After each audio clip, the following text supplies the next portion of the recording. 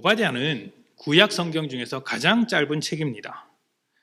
신약과 구약을 다 합쳐서 가장 짧은 책이 어디냐? 요한 3서입니다. 구약 중에서는 오바댜가 가장 짧은 책입니다. 그래서 성경 중에 한 권을 내가 시간이 없는데 빨리 읽고 싶다. 그러면 구약을 읽고 싶을 때는 오바댜를 읽으시면 되고요. 신약을 읽으실 때는 요한 3서를 읽으시면 됩니다. 그리고 나서 성경 한 권을 오늘 다 읽었다고 좀 자랑하셔도 되는 거예요. 하나님께서 다 수십 장씩 놔둔 성경만 기록한 것이 아니라 이렇게 한 장씩 기록한 성경도 있으니까 그걸 이렇게 읽으시면서 좀 자랑하시면 되겠습니다. 그런데 이제 짧은 분량이라고 해서 가벼운 것은 아니겠죠. 이 오베드는 이스라엘이 이제 어려움에 당할 때 그 근접에 위치한 에돔에게 주신 하나님의 말씀입니다. 그러니까 이스라엘 사람들에게 주신 말씀이 아니라 그 근접한 국가였던 에돔에게 주신 말씀인 것이죠. 우리가 종종 하나님을 이스라엘의 하나님이라고만 생각하는 경우가 있는데요. 그리고 또 그 외 나머지 사람들, 이스라엘 주변에 있던 그 모든 사람들을 적으로 생각하는 경우가 있습니다. 그런데 하나님은 모든 사람의 하나님이십니다. 이 점을 꼭 기억해야 하는 것이죠. 오늘날로 비추어 말하면 하나님은 그리스도인의 하나님, 우리 아버지 되신 하나님, 교회의 하나님이 되시기도 하지만 저기 믿지 않는 우방 1차, 2차, 3차의 하나님이 되시기도 하고 또 후반 1차, 2차의 하나님이 되시기도 합니다. 또 길 건너편에 하회 마을의 하나님이 되시기도 하고 저기 절 있는데 스님들의 하나님이 되시기도 합니다. 다만 하나님께서 바라는 것은 그들이 빨리 하나님의 목소리를 듣고 이 자리로 나오기를 바라고 계시는 것이죠. 우리가 요즘 출애굽기를 큐티하는데 그 속에서 바로를 상대하시는 하나님을 만납니다. 그런데 우리가 묵상했던 것처럼 하나님은 단지 재앙을 주시는 분이 아니라 바로와 애굽도 이집트 모든 사람들도 하나님을 알기를 원하신다고 했습니다. 다만 바로가 그러한 하나님의 목소리를 듣지 않고 완악한 마음으로 하나님께 대적한 것이죠. 하나님께서 바로와 애굽 사람들에게 자신을 알리고자 했던 이유가 무엇이냐면 그들도 하나님의 백성이기 때문입니다.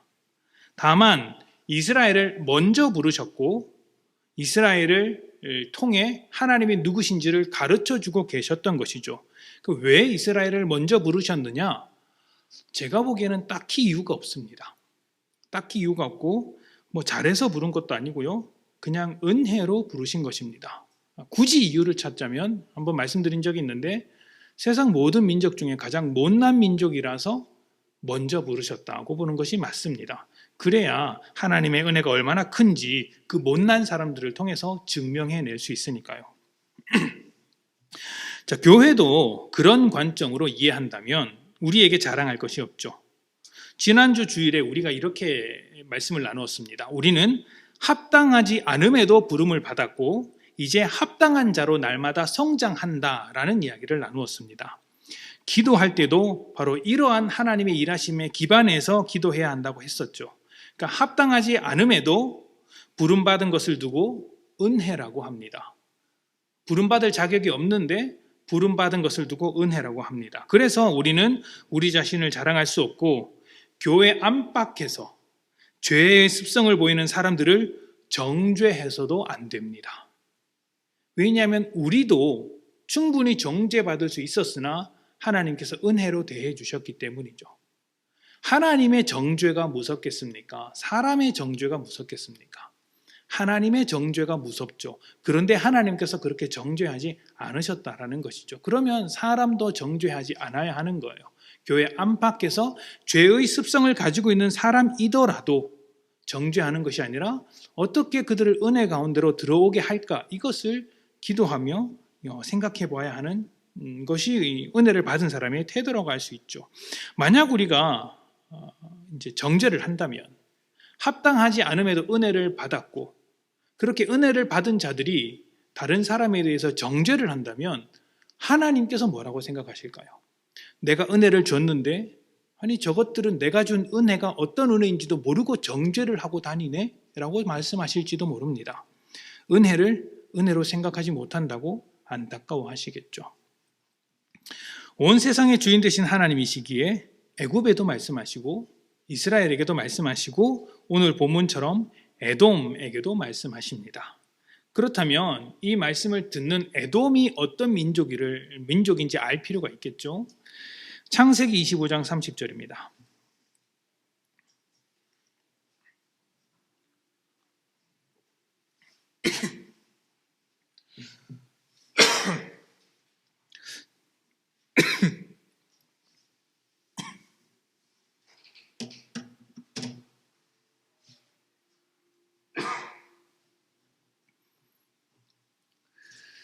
자, 창세기 25장 30절을 읽기 전에 에돔 하면 떠오르는 사람이 한 사람 있을 겁니다. 혹시 누굽니까? 기억나시는 분이 있으세요?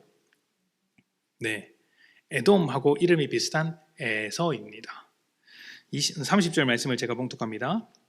야곱에게 이르되 내가 피곤하니 그 붉은 것을 내가 먹게 하라 한지라. 그러므로 에서의 별명은 에돔이더라. 아멘. 에돔의 뜻이요, 붉은색, 붉다, 붉은 이런 뜻을 가지고 있습니다. 이것이 에서의 별명이었는데 에서는 이제 야곱과의 어떤 갈등이 다 끝나고 나서 이스라엘 남동쪽에 위치한 세일산 근처에 자리를 잡고 살았습니다. 그리고 그곳에서 그의 후손들이 이제 계속해서 정착해서 살았는데 그 사람들을 두고 에돔이라고 불렀습니다. 자, 에서의 후손이 에돔이죠. 그러면 야곱의 후손인 이스라엘과는 형제 관계에 있는 나라라고 말할 수 있습니다. 직접적인 혈연 관계까지는 아니라고 너무 멀다라고 말할 수 있을지 모르겠지만 분명히 특별한 유대 관계를 가지고 있는 것은 사실입니다. 자, 형제끼리 어떻게 지내야 할까요? 우애 있게 잘 지내야 합니다. 또 어려울 때 서로 돕고 힘을 주어야 합니다. 당연히 그래야죠. 하지만 이 세상을 가만히 들여다보면 형제끼리 매우 심각하게 다투는 경우가 많습니다. 아무것도 아닌 말 몇 마디 때문에 다투기도 하고 또 재산이나 여러 가지 문제 때문에 다투기도 합니다. 그렇게 돼서 어떻게 됩니까? 남보다 못한 경우가 되는 일도 많죠. 지금 이스라엘과 에돔의 관계가 그렇습니다. 이들은 역사 속에서 굉장히 자주 갈등했습니다. 이스라엘이 하나님의 말씀에 따라 가나안 땅에 들어가려고 할 때 에돔 땅을 지나서 가는 것이 훨씬 빠른 길이었습니다. 그래서 에돔 땅에 있는 주민들에게, 왕에게 우리가 좀 통과하게 해달라고 요청했는데 에돔이 단칼에 거절합니다. 뿐만 아니라 이스라엘과 에돔 사이에서 수차례 전쟁이 일어났습니다. 이제 형제 간의 다툼이 일어나면 남들보다 못한 경우가 된다고 했는데 지금 에돔과 이스라엘이 그런 꼴인 거예요. 형제의 나라라고 불릴 만큼 한 핏줄에서 나왔는데 지금은 서로 칼을 들고 싸우는 정도가 된 것입니다. 하나님께서 그런 모습을 가만히 보고만 계시진 않으셨겠죠. 이스라엘에게도 이스라엘의 죄를 물으셨듯이 오바댜 선지자를 통해 에돔의 죄도 물으셨습니다. 오바댜 1장 10절부터 14절입니다. 어떤 말씀을 하시는지 한번 가만히 들여다보십시오. 제가 읽겠습니다. 내가 내 형제 야곱에게 행한 포악으로 말미암아 부끄러움을 당하고 영원히 멸절되리라. 내가 멀리 섰던 날 곧 이방인이 그의 재물을 빼앗아가며 외국인이 그의 성문에 들어가서 예루살렘을 얻기 위하여 제비 뽑던 날에 너도 그들 중 한 사람 같았느니라. 내가 형제의 날 곧 그 재앙의 날에 방관할 것이 아니며 유다 자손이 패망하는 날에 기뻐할 것이 아니며 그 고난의 날에 내가 입을 크게 벌릴 것이 아니며 내 백성이 환난 당하는 날에 내가 그 성문에 들어가지 않을 것이며 환난을 당하는 날에 내가 그 고난을 방관하지 않을 것이며 환난을 당하는 날에 내가 그 재물에 손을 대지 않을 것이며 내 거리에 서서 그 도망하는 자를 막지 아니할 것이며 고난의 날에 그 남은 자를 원수에게 넘기지 않을 것이니라. 아멘. 10절에 보시면 에돔이 형제 야곱에게 포악을 행했다라고 합니다. 그리고 그 포악 때문에 너희가 망하게 될 것이다. 영원히 멸절되리라고 아주 강력하게 말씀을 하셨죠. 그렇다면 도대체 어떻게 행동했길래 이렇게 엄중한 말씀을 내리셨을까요? 이 배경이 되는 때가 언제냐면요, 이스라엘이 멸망할 때입니다. 그런데 이때가 그냥 왕권이 무너지거나 나라의 주권을 빼앗겼다는 정도가 아니라 인간으로서의 삶이 철저하게 유린당하던 때입니다. 아주 철저하게. 아주 처참한 시기인데 성경에서 이 시기를 어떻게 표현하고 있는지를 보면은 정말 무서운 시기라고 말할 수 있습니다. 말씀을 한번 찾아보겠습니다. 예레미야 애가 4장입니다.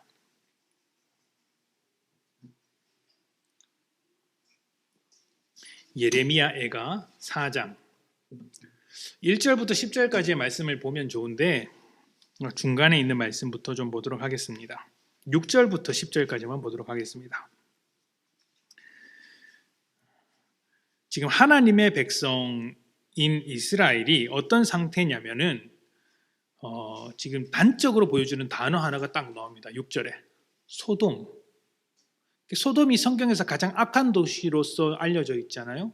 그리고 완전히 망해버린, 이 세상에서 흔적조차 찾을 수 없을 만큼 아주 깨끗하게 사라져버린 완전히 멸망한 도시입니다. 그런데 그 소돔과 같이 이스라엘이 되었다는 거죠.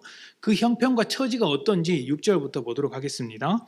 전에 소돔이 사람의 손을 대지 아니하였는데도 순식간에 무너지더니 이제는 딸 내 백성의 죄가 소돔의 죄악보다 무겁도다. 전에는 존귀한 자들의 몸이 눈보다 깨끗하고 젖보다 희며 산호들보다 붉어 그들의 윤택감이 길어서 빛낸 청옥 같더니 이제는 윤택감이 갈아서 빛낸 청옥 같더니 이제는 그들의 얼굴이 숯보다 검고 그들의 가죽이 뼈들에 붙어 막대기같이 말랐으며 어느 거리에서든지 알아볼 사람이 없도다. 형편없이 지금 삐짝 말랐고 형편없는 상태가 된 것이죠. 계속 봅시다.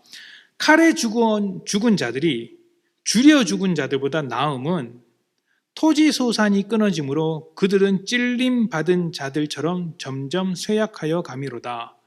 딸 내 백성이 멸망할 때에 자비로운 부녀들이 자기들의 손으로 자기들의 자녀들을 삶아 먹었도다. 바벨론이 이스라엘을 침략해서 망하게 되었을 때의 상황입니다. 실제로 바벨론은 이스라엘 성 주변을 2년 동안 포위한 채 유린했습니다. 꼼짝도 못하게 둘러싸고 움직이지 못하게 이제 가둬놓았던 것이죠. 성 안에 갇힌 이스라엘 사람들의 삶이 어떻게 되었을까요? 오늘 말씀해 보니까 토지 소산이 모두 끊어졌다라고 이야기합니다. 그 갇힌 사람들이 어떻게 되었겠습니까? 힘들었겠죠. 그냥 힘든 정도가 아닙니다. 10절에 자비로운 부녀들이 자기들의 손으로 자녀들을 삶아 먹었다고 할 정도입니다. 살아있는 아이들을 먹었는지 아니면 죽은 아이를 먹었는지는 모릅니다. 아마 아이가 좀 더 빨리 허기져서 죽어서 좀 그렇게 비참한 상황이 일어났을 거라고 저는 생각하는데 정확한 것은 알 수 없습니다. 그런데 이 모든 일이 실제로 일어났던 일이라고 받아들이고 있습니다. 또 설령 이것이 문학적인 표현이라고 할지라도 얼마나 무서운 표현입니까? 세상에서 모성 본능을 이길 수 있는 것은 별로 없습니다. 거의 없습니다. 자녀들을 포기할 수 있겠습니까? 남편은 포기해도 자식은 포기 못하는 법이죠. 고개를 너무 심하게 끄덕이지 마십시오. 남편들이 불쌍하지 않습니까? 뱃속에서 10달 동안 품은 자녀에 대한 애착은 감히 상상하기 힘듭니다. 할 수 있는 한 사랑으로 키우고 싶은 것이 어머니의 마음이자 부모의 마음입니다. 그런데 이스라엘의 상황은 그 강력한 모성 본능을 버릴 만큼 처절하고 비참한 상황인 거예요. 가족 중에 누가 이런 상황에 있다면 어떻게 해야 할까요? 도와야 합니다. 편을 들어줘야죠. 일단 살려놓고 봐야죠. 인생 자체를 포기할 정도로 어려운 사람이 있다면 일단 살려놓고 봐야 하는 것이죠. 잘못했더라도 살려놓은 다음에 잘잘못을 따지는 것이 인간의 도리입니다. 그런데 에돔은 비참하게 죽어가는 이스라엘, 형제인 이스라엘을 가만히 지켜보고만 있었던 거예요. 11절에 보시면 네가 멀리 서 있던 날에 라는 표현이 있습니다. 네가 멀리 서 있던 날에. 이게 무슨 말이냐면 이스라엘이 당하는 여러 가지 처참한 지금 그 일들을 남의 집 불구경하듯이 본 거예요. 내 일이 아니니까. 남의 일이라고 관심을 두지 않은 것이죠. 고통받는 사람을 보면서 아무런 공감도 없고 무관심하게 방관하고 있었던 것입니다. 법률 용어 중에 자귀에 의한 범죄가 있고 부자귀에 의한 범죄가 있습니다. 자귀는 어떤 행동을 해서 이렇게 일어나는 일이고 부자귀는 행동하지 않아서 일어나는 일입니다. 부자귀에 의한 범죄는 아무런 행동을 하지 않았는데도 범죄가 성립하는 경우를 말합니다. 예를 들면 옆에서 떨어져서 이제 죽을 것 같은 사람이 있는데, 혹은 이렇게 벽에 난간에 매달려서 일을 하는 사람이 있는데 옆에 보니까 줄이 끊어지려고 해요. 그러면 그걸 잡아서 사람을 살려야 하잖아요. 근데 그것을 잡지 않고 그냥 뻔히 보고만 있는 거예요. 결국 그 줄이 풀려서 사람이 떨어져서 큰 사고가 일어났습니다. 그러면 그것은 부자귀에 의한 범죄, 가만히 있음으로 인해서 일어난 범죄라고 여겨지며 법적인 책임을 묻습니다. 범죄가 성립되는 것이죠. 하나님께서 지금 에돔에게 죄를 묻는 것도 방관자로서 이스라엘을 향한 바벨론의 침략 전쟁에 동참하고 있다는 것을 지적하고 있는 거예요. 너는 지금 방관하면서 가만히 있지만 그것은 침략 전쟁에 동참하고 있는 것이다 라고 말하고 있는 것이죠. 그리고 그게 더 나쁜 거야 라고 지금 말하고 있는 거예요. 네 형제가 고통당하고 있는데 왜 돕지 않고 가만히 보고만 있느냐는 것이죠. 무관심과 방관, 이웃의 아픔을 지켜보고만 있는 것은 하나님께서 매우 싫어하는 죄인 것입니다. 예전에 그 나라를 흔들었던 사건 중에 삼풍백화점 붕괴 사고가 있습니다. 기억하실 텐데요. 부실공사와 안이한 대처로 일어난 참사입니다. 그런데 그런 참사 중에 정말로 사람들의 공분을 일으켰던 그 사진 한 장이 있었어요. 사진 한 장. 기억하시는 분이 계실 건데요. 이 사진의 제목이 악마의 웃음입니다. 악마의 웃음. 그러니까 어떤 상황이냐면 한 아주머니께서 사진에 찍혔는데 그 백화점의 그 무너진 그 잔해 위를 돌아다니면서 그 떨어진 물건들, 그러니까 백화점이 무너졌으니까 얼마나 좋은 물건이 많았겠어요. 그 물건들을 주워 담는, 옷을 주워 담는, 아이의 옷을 이렇게 주워 담고 여러 가지 것들을 주워 담는 사진이 찍힌 거예요. 근데 그분의 얼굴이 아주 환하게 미소를 짓고 있었던 거예요. 횡재했다고 하면서 미소를 지으면서 그 옷을 막 담아가는 거죠. 이 사진이 찍혀서 일부러 이렇게 좀 알아보기 어렵게끔 좀 흐릿하게 보여진 것 같아요. 그 사람의 실물이 나오면 너무 이제 큰 일이 벌어질 것 같으니까 형체만 이렇게 해서 그런 얼굴 미소만 보이게끔 해서 이렇게 사진이 공개된 것으로 기억을 합니다. 그때 굉장히 많은 사람들이 비난을 했어요. 왜 비난을 했을까요? 옷을 훔쳐 주어서 그랬을까요? 그건 아니겠죠. 그렇다면 그 정도로까지 분노하지는 않았을 겁니다. 왜 그러냐면 사람들이 죽어가는 그 아비규하는 현장에서 다른 사람의 고통에는 관심 없이 이기적이고 방관자적인 태도로 그런 일을 벌였기 때문에 비난한 것이죠. 에돔이 지금 그런 상황인 거예요. 에돔은 이스라엘의 고통에 대해서 방관했으며 오히려 그 틈을 타서 이스라엘을 괴롭혔습니다. 방관할 뿐만 아니라 괴롭힌 거예요. 하나님은 그런 에돔에게 분노하고 계신 거죠. 자, 12절부터 16절까지 말씀을 한번 보도록 합시다. 오바댜가 방관했을 뿐만 아니라 어떤 일을 저질렀는가? 12절입니다. 14절까지만 보도록 하겠습니다. 내가 형제의 날 곧 재앙의 날에 방관할 것이 아니며 유다 자손이 패망하는 날에 기뻐할 것이 아니며 그 고난의 날에 내가 입을 크게 벌릴 것이 아니며 내 백성이 환난 당하는 날에 내가 그 성문에 들어가지 않을 것이며 환난을 당하는 날에 내가 그 고난을 방관하지 아니할 것이며 환난을 당하는 날에 내가 그 재물을 손을 대지 않을 것이며 내 거리에 서서 그 도망하는 자들을 막지 아니할 것이며 고난의 날에 그 남은 자를 원수에게 넘기지 않을 것이니라. 아멘. 보시면 방관할 것이 아니며 기뻐할 것이 아니며 입을 크게 벌릴 것이 아니며라고 되어 있죠. 이게 쉽게 말하면요, 방관하지 말았어야 했다, 기뻐하지 말았어야 했다, 조롱하지 말았어야 했다라는 말입니다. 그러니까 지금 에돔이 했던 일을 하나하나 짚어서 날카롭게 비판하고 계신 거예요. 그래서 이 말씀을 보면 에돔이 무엇을 했는지를 알 수 있습니다. 이스라엘이 인간성을 버릴 정도로 비참을 살고 있는 가운데 방관했고 기뻐했고 조롱했습니다. 또 이스라엘 성이 포위당하고 있으니까 그 주변에 있는 다른 성들은 텅텅 비어져 있을 거잖아요. 그러니까 거기 들어가서 약탈합니다. 그나마 도망가고 있는 사람들을 잡아다가 팔아넘겼습니다.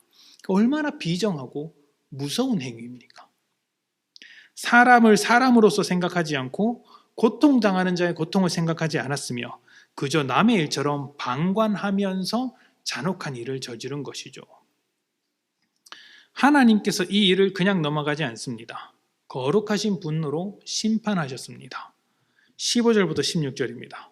여호와께서 만국을 벌할 날이 가까웠나니 네가 행한 대로 너도 받을 것인즉 내가 행한 것이 내 머리로 돌아갈 것이라. 너희가 내 성산에서 마신 것 같이 만국인이 항상 마시리니 곧 마시고 삼켜서 본래 없던 것 같이 되리라. 아멘. 하나님께서 뭐라고 하시냐면 네가 행한 그대로 갚아주겠다라고 하시는 거예요. 실제로 에돔은 이 일이 있고 나서 오래 지나가지 않아 역사 속에서 사라집니다. 에돔은 방관자로서 고통당하는 이스라엘을 지켜볼 뿐이었습니다. 정말 고통을 준 사람들은 바벨론이 줬죠. 바벨론이 침략해서 가둬놓고 굶겼으니까요. 하지만 하나님의 말씀대로 방관하고 있는 것도 똑같이 고통을 주는 거예요. 변명할 수 있겠죠. 바벨론의 세력이 너무나 커서 그들에게 도전했다가는 우리도 죽을 판입니다. 그럴 수 있죠. 근데 그렇다면 도망가는 자들을 잡아서 팔아넘기지는 말았어야죠. 그들의 고통을 비웃거나 조롱하지 말았어야죠. 울면서 안타까워했어야죠. 그런데 그러지 않았다는 것이죠. 방관하는 것도 똑같은 고통을 주는 것입니다. 우리는 그것을 너무나도 잘 알고 있습니다. 어떻게 잘 알죠? 뭐라고 하는 시어머니보다 말리는 시누이가 더 밉죠. 왜 밉죠? 방관자지 않습니까? 방관자. 지는 일도 안 하고. 그렇죠? 저에게는 자매가 없은 이렇게 누나나 여동생이 없습니다. 얼마든지 욕을 해도 됩니다.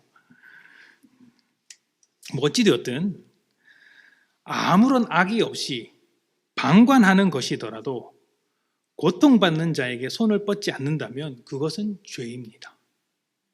나는 아무런 의도 없이 악의 없이 그냥 지켜만 보고 있는데 그 지켜보는 그 사람이 고통을 받고 있다면 아무것도 하지 않는 그것이 죄입니다. 죽어가는 사람을 옆에다 두고 돕지 않으면 하나님 앞에 가서 뭐라고 하실 겁니까? 저는 잘못이 없습니다. 저는 가만히 지켜보고만 있었습니다.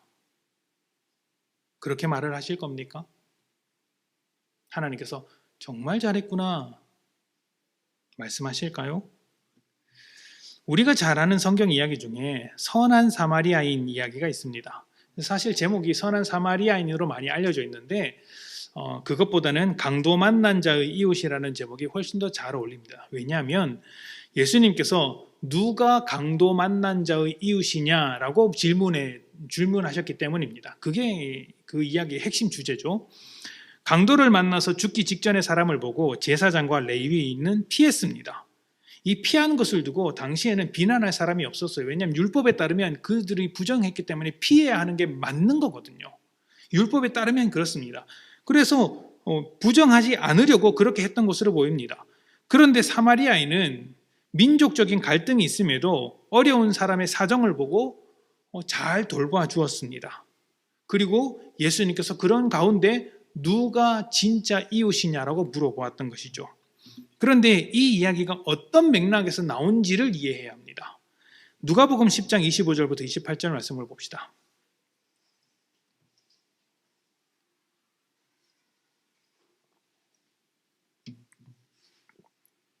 누가복음 10장 25절부터 28절.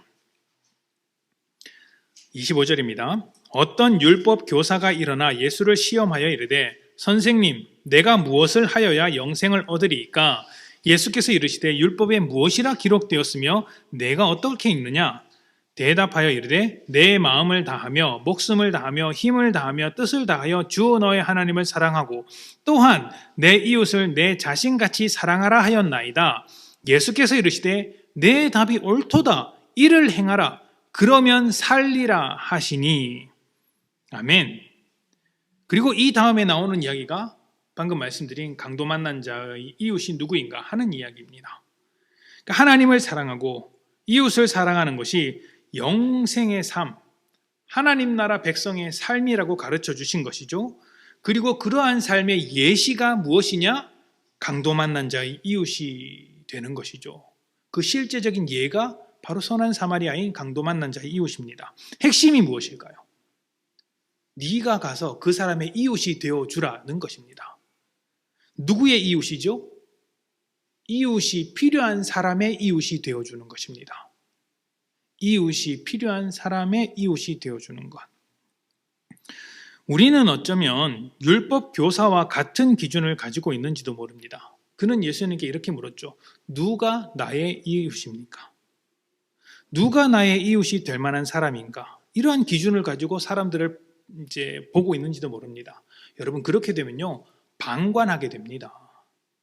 내 마음에 들지 않는 사람이거나 나와 상관없는 사람이면 나의 이웃이 아닌 것이죠. 그래서 방관하는 것입니다.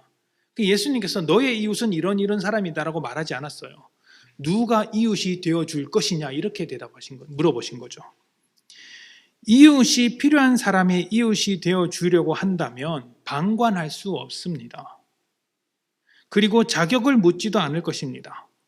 그 사람이 잘못했거나 아주 나쁜 사람이라도 설령 원수라고 할지라도 도움을 주어야 합니다. 내가 이웃이 되어 주어야 하니까요. 오히려 그런 악한 자이기에 그렇게 죄 가운데 살아가는 사람이기에 더욱더 도움이 필요하구나 알게 될 것입니다. 때로는 어떤 관계의 파탄 책임이 상대방에게 있을지도 모릅니다. 나는 아무런 잘못이 없어요. 다 상대방이 잘못했어요. 맞아요. 그런데 그럼에도 그에게 이웃이 되어 주어야 하는 것이죠.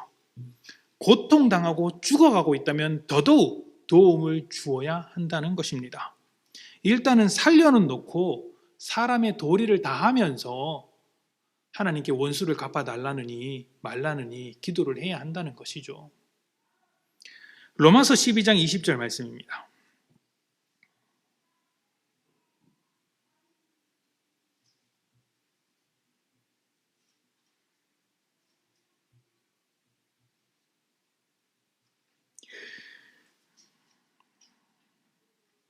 (19절부터 20절) 말씀 같이 보도록 하겠습니다. 내 사랑하는 자들아 너희가 친히 원수를 갚지 말고 하나님의 진노하심에 맡기라. 기록되었으되 원수 갚는 것이 내게 있으니 내가 갚으리라고 주께서 말씀하시니라. 내 원수가 줄이거든 먹이고 목마르거든 마시게 하라. 그리함으로 내가 숯불을 그 머리에 쌓아 놓으리라. 아멘. 원수 갚는 것이 하나님께 있다. 하나님께 구해라. 내가 할 것이다. 우리는 뭘 해야 합니까? 원수가 줄이거든 먹이고 목마르거든 마시게 하는 거예요. 그게 우리가 할 역할입니다. 우리에게 원수라는 존재들은요, 하나하나 따지고 들어가면 결국에는 죄에 사로잡힌 인간에 불과합니다. 죄에 사로잡힌 인간입니다. 물론 그 원수 때문에 당하는 고통이 우리에게 있습니다. 괴롭습니다. 그래서 우리가 뭐 합니까? 하나님께서 그 인간 좀 어떻게 해달라고 기도하지 않습니까? 원수 갚는 건 하나님께 있으니까 하나님께 기도하는 것이죠. 그럼에도 그 원수 같은 자가 죽어가고 있다면 하나님께서 응답해 주시는구나 기뻐하는 것이 아니라, 잘 됐다고 박수치면서 기뻐하는 것이 아니라 긍휼한 마음을 가지고 그를 살려놓는 거예요. 일단 살려놓고 보는 것입니다. 최소한의 긍휼을 베푸는 것이죠. 주님께서 우리에게 가르쳐 주신 기도를 한번 가만히 생각해 보십시오. 이런 기도지 않습니까? 내가 다른 사람의 죄를 용서한 것처럼 나를 용서해 주십시오. 이것이 어떻게 가능할까요? 죄인에 대한 이해가 바로 잡히면 가능합니다. 여러분, 죄인이라는 것은요, 자기가 하는 행동이 죄라는 것을 모르기 때문에 죄인이라고 하는 거예요. 성경에서 정의를 내리는 죄인은 이런 것입니다. 일반적으로 죄인이라는 것은 법이 있고 그 법을 어기면 너는 죄인이야 라고 하는 거죠. 법을 어기기 전까지는 죄인이 아닌 것이고요. 또 법정에 서서 땅땅땅 재판의 결론이 나기 전까지는 무죄 추정의 원칙에 의해서 죄인이라고 말할 수 없습니다. 죄인이 아니죠. 누구나 다 우리는 다 죄인이 아닙니다. 법을 어긴 게 아니니까. 근데 성경이 말하는 죄인은 그게 아니에요. 법을 어겼느냐 어기지 않았느냐를 따지지 않아요. 우리는 법을 어길 수밖에 없는 존재다라는 거예요. 율법을 주어도 율법을 지킬 수 없는 존재더라. 선하게 살라고 가르쳐도 선하게 살아가지를 못하더라. 인내하라고 해도 인내하지 못하더라. 스스로 잘 해보려고 하는데 항상 한계에 부딪히더라. 이렇게 부족한 인간이다. 가야 할 길을 가지 못하는 인간이다. 모자란 인간이다. 다 한계를 가지고 있구나. 그런 측면에서 왜 그럴까? 죄에 사로잡혀 있구나. 근데 이 한계가 어느 정도의 한계냐면 내가 죄에 사로잡혀 있다는 것조차 모를 정도로 사로잡혀 있는 거예요. 무슨 행동을 해도 다 정상인 것처럼 보이는 것이죠. 이것이 죄의 한계, 죄인의 모습입니다. 그래서 죄인은 자기가 무슨 일을 저지르는지 모릅니다. 여러분, 세상에서 돈 문제 때문에 원수가 되는 경우가 있죠. 왜 그 사람은 돈을 가지고 그렇게 비겁하게 굴고 치졸하게 굴고 더럽게 굴까요? 그 사람에게 있어서 돈이 다른 모든 것보다 최고의 가치를 가지고 있기 때문입니다. 말 그대로 돈밖에 모르기 때문이죠. 돈보다 사람을 더 중하게 여기고 돈보다 정의와 도덕을 정의와 도덕보다 돈을 더 소중하게 여기기 때문입니다. 돈밖에 모르기 때문이죠. 근데 그들이 죄인이기 때문에 그런 거예요. 하나님이 계신지도 모르고 하나님께서 부와 물질을 주시고 주관하시고 계신다는 것도 모르고 내가 가진 돈을 청지기와 같이 사용해야 된다는 것도 모릅니다. 그래서 할 수 있는 게 뭐예요? 하나님이 없는 사람처럼 하나님 없는 사람답게 할 수 있는 죄의 방법으로 돈을 사용하는 거예요. 죄의 방법으로. 죄가 무엇입니까? 자기 중심성이잖아요. 모든 것을 내 마음대로, 내 뜻대로, 내가 원하는 대로. 돈을 그렇게 사용하는 거죠. 하나님을 정말 알고 있다면 그렇게 할 수 없는 노릇이죠. 죄인은요, 모르기 때문에 그렇게 하는 겁니다. 예수님께서 십자가에 달리셨을 때 자기를 조롱하는 로마 군인들을 보며 용서의 기도를 하셨죠. 그때 뭐라고 기도하셨습니까? 주님, 저들을 용서해 주십시오. 저들은 자기들이 하는 짓이 무슨 짓인지 모릅니다 라고 했습니다. 모른다. 그러니까 용서해 달라는 것이죠. 그러나 우리는 하나님의 자녀입니다. 하나님의 살아계심과 하나님의 은혜의 풍성함과 하나님의 그 모든 사랑을 알고 경험했습니다. 우리는 하나님께 받은 용서가 얼마나 대단한 것인지 하나님이 누구신지를 알고 있습니다. 하나님께서 모든 것의 주인이시자 왕 되심을 알고 있습니다. 그래서 하나님의 뜻대로 사는 것이죠. 또 내 안에 성령께서 오셔서 우리를 그 뜻으로 자꾸 이끌어 가십니다. 그것을 인정하기에 우리는 하나님의 뜻대로 사는 것이죠. 하나님을 아는 사람과 하나님을 모르는 사람 중에 누가 먼저 용서하고 누가 먼저 긍휼을 베풀어야 할까요?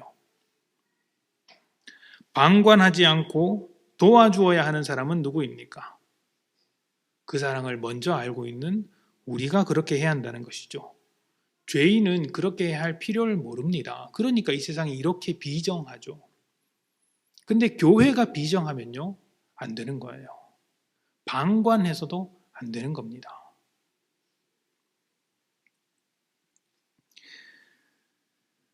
이 말씀을 준비하면서 그러면 우리가 방관하지 않고 살펴보아야 할 주변 사람이 누구일까 이렇게 곰곰이 생각을 해봤어요. 가장 먼저 떠오른 사람들이 누구냐면 북한 사람들. 이스라엘 국가의 형제가 에돔이었잖아요. 우리나라의 형제 국가라고 부를 만한 나라가 어디일까? 북한인 것이죠. 그들이 못된 짓을 하고 용서받지 못할 일도 많이 했습니다. 그럼에도 우리는 그들을 긍휼히 여겨주어야 합니다. 이 믿는 자들은 그래서 그들을 긍휼하게 여겨달라고 기도해야 되는 거예요. 김정은이 죽어라 라고 기도해야 되는 것이 아니라 예수 믿으라 라고 기도해야 되는 거예요. 또 곰곰이 생각해 봤습니다. 누가 못마땅하지? 누가 그렇게 이제 그럴까? 생각해 보니까 일본도 있어요. 저는 싫어합니다, 일본을. 그런데 못마땅하지만 기도를 해야 해요. 중국도 있습니다. 썩 마음에 들지 않습니다. 그런데 그들을 위해서 기도해야 합니다. 그러지 않겠습니까? 가만히 생각해 보면 너무 감사한 거예요. 중국이나 일본이나 북한이나 모두 하나님을 모르는 국가입니다. 하나님을 잘 안다고 할 수 없죠. 교회가 있긴 합니다. 어려운 가운데 버텨가며 신앙을 지키는 사람들이 있습니다. 그런데 우리만큼은 아니죠. 그들에 둘러싸인 우리가 믿음을 가지고 있다는 것이 얼마나 감사합니까? 그들부터 긍휼하게 여겨주는 것이죠. 방관자로서가 아니라 말입니다. 뿐만 아니라 우리 사람끼리 개개인적으로도 그렇습니다. 어떻게 생각하십니까? 원수와 같은 사람들이 한두 분씩은 계시지 않습니까? 집에 말입니다. 안 계십니까? 모두 저희 집 같은가 봅니다. 저희 집은 그런 사람이 없습니다. 아름다운 가정이죠. 죄송합니다. 어찌되었든 그 원수와 같은 사람이 어디에 있든지 그 사람을 방관하지 않고 그래도 긍휼하게 여겨주는 것이 우리의 태도여야 하는 것이죠. 물론 긍휼하게 여겨줘야 한다는 범위가 그 사람이 죄를 짓는 것까지 긍휼하게 여겨주어야 한다, 받아주어야 한다는 것이 아닙니다. 무엇이냐면요, 도움이 필요할 때 그 도움을 줘라는 거예요.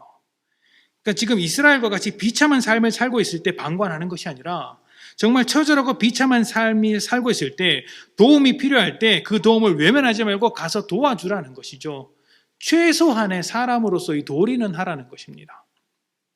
버려두지 말고 말입니다. 도움이 필요한 자들에게 그 사람이 원수일지라도 다가가서 먼저 도움을 주고 이웃이 필요한 사람에게 다가가서 이웃이 되어주는 것이죠.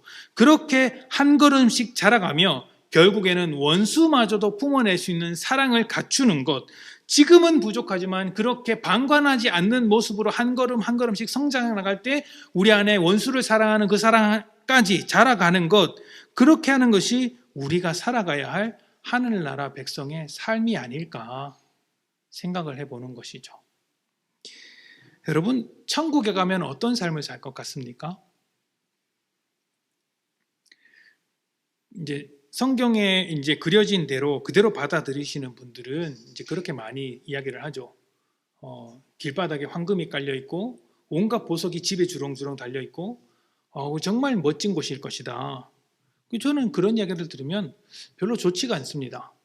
황금이라는 것은 우리 집에만 있어야지 그게 가치가 있는 것이지 온 천지 황금이면 아무 쓸데가 없죠. 그렇지 않습니까? 돌이죠, 돌 그냥. 필요가 없습니다. 그러면 아무리 좋은 곳으로 둘러싸여 봐야 좋지가 않죠. 그럼 뭐가 좋을까요? 하늘나라는요, 하나님과 내가 사랑을 나누는 곳이고 사람들과 사람이 온전하게 사랑을 나누는 곳이기 때문에 좋은 것입니다. 그런 곳이기 때문에 좋은 거예요. 막힘없는 사랑이 흘러다니는 곳이기 때문에 좋은 것이에요. 하나님께서 우리를 사랑하시는 것처럼 우리가 서로를 사랑하는 거예요. 너무 멋진 곳이지 않습니까? 그리고 교회는 그런 하나님 나라를 꿈꾸면서 이 땅을 하나님 나라로 만들기 위해 애를 쓰는 사람들이에요. 근데 그 방법이 무엇이어야 합니까? 사랑이어야 한다는 거예요. 그러면 이 땅을 사랑으로 만들기 위해서 우리가 사용해야 되는 방법이 사랑이라면 우리는 어떻게 해야 할까요? 먼저 사랑하는 거예요. 그 첫걸음이 방관하지 않는 것. 여기서부터 시작하는 것이죠. 방관하면 하나님께서 그 책임을 물으실 겁니다. 나는 사랑하라고 너희에게 사랑을 주었는데 왜 사랑하지 않고 방관하느냐? 원수라서 사랑하지 못할지언정 죽어가는 사람을 그렇게 방관해서는 안 된다. 일단 살려는 놓아라. 이런 것이 하나님의 요구인 것이죠. 저는 우리 늘사랑교회가 그렇게 되었으면 좋겠습니다. 우리가 하나님의 사랑을 먼저 받았다는 것을 반드시 기억하고 모든 사람에게 긍휼한 마음으로 다가가시고 혹시라도 주변에 어려운 사람이 있다면 그 사람을 위해 전 재산을 팔아서 살려놓아라, 그 사람을 이렇게 다 재산을 주어라, 여기까지는 못하더라도 방관하지 않는 자세로 일단 인간다운 삶을 살아갈 수 있도록 돕는 거예요. 돕는 거. 그렇게 사랑을 베푸는 늘사랑교회가 되었으면 좋겠습니다. 그렇게 될 때 우리 안에 하나님의 나라가 이루어지고 하나님께서 잘했다 칭찬하는 교회가 될 것입니다. 우리 이것을 기억하고 하나님의 나라를 이루어내는 복된 늘사랑교회 성도님들이 되시기를 축복합니다. 우리 시간은 함께 기도합니다.